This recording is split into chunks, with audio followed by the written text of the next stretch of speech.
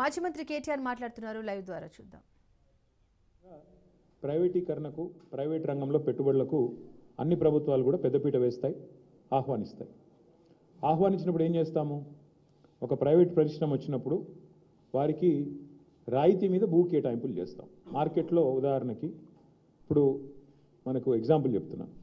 హైదరాబాద్ నుంచి ఒక 20-25 కిలోమీటర్ల దూరంలో అక్కడ మార్కెట్ విలువ భూమిది ఎకరానికి 20 కోట్లు ఉన్నప్పటికీ మనం ఏం చేస్తామంటే కేవలం 2 కోట్లకో, 1.5 కోటికో రిజిస్ట్రేషన్ వాల్యూ ఎంత ఉంటే అంతకో ఆ పద్ధతుల్లో మార్కెట్ వాల్యూ ఎంత ఉన్నప్పటికీ చాలా రాయితీలు ఇచ్చి మనం జనరల్గా భూ కేటాయింపులు చేస్తాం. అసలు ప్రభుత్వాలు ఎందుకు భూమి కేటాయింపులు చేస్తాయి? ప్రైవేట్ రంగంలో ఉండే పారిశ్రామికవేత్తలకి ఉపాధి కల్పన కోసం, ఉద్యోగాలు ఇస్తారు పిల్లలకి, మన పిల్లలకి మన రాష్ట్రంలో అనే ఉద్దేశం ఒకటైతే, రెండవది కంపెనీ పెట్టినప్పుడు సహజంగానే కంపెనీ ట్యాక్సులు కడుతుంది, రాష్ట్ర ఆదాయం పెరుగుతుంది, ఎకనామిక్ యాక్టివిటీ వస్తుంది. ఈ ఉద్దేశంతో మనం రాయితీలు ఇచ్చి భూ కేటాయింపులు చేస్తాం.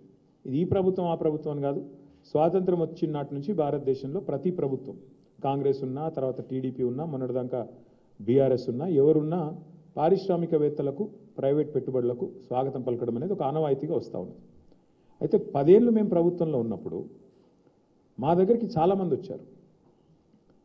అందులో కొంతమంది బ్రోకర్లు ఉన్నారు, కొంతమంది పారిశ్రామికవేత్తలు ఉంటారు. వాళ్ళు వచ్చి ఏం చెప్తారంటే, సార్ హైదరాబాద్లో మాకు విలువైన భూములు ఉన్నాయి, నాకు నాచారంలో ఒక 10 ఎకరాల భూమి ఉంది, గతంలో ప్రభుత్వమే కేటాయించింది, నేను అక్కడ పరిశ్రమ కూడా ఒక 10 ఏళ్ళు నడిపినా, కానీ ఇప్పుడు పరిశ్రమ మూతపడిపోయింది, ఇప్పుడు ఆ 10 ఎకరాలు నేను ఏమైనా చేద్దామంటే నాకు మరి అది పారిశ్రామిక జోన్లో ఉంది, అక్కడ నేను అపార్ట్మెంట్లు కట్టుకుంటా, నాకు పర్మిషన్ ఇయ్యి అని చెప్పి కొంతమంది బ్రోకర్లు వచ్చారు.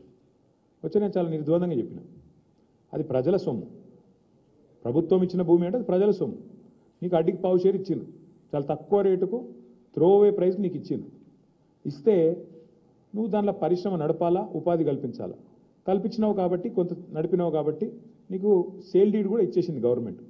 కానీ ఇవాళ నువ్వు అపార్ట్మెంట్లు కట్టుకొని మొత్తం డబ్బులు నువ్వే మింగుతా అంటే అది చాలా తప్పు. ఎందుకంటే అక్కడ ప్రైవేట్ రంగంలో ప్రైవేట్గా కొనుక్కుంటే అక్కడ 50 కోట్లు ఉంటుంది ఎకరం నాచారంలో.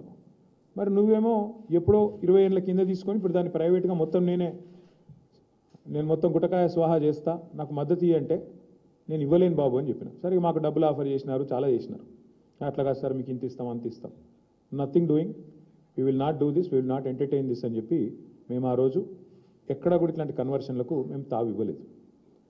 కానీ ఇవాళ ఎంత పెద్ద భూ కుంభకోణం అంటే ఇవాళ రేవంత్ రెడ్డి ప్రభుత్వం తెరలేపింది సామాన్యమైన భూ కుంభకోణం కాదు.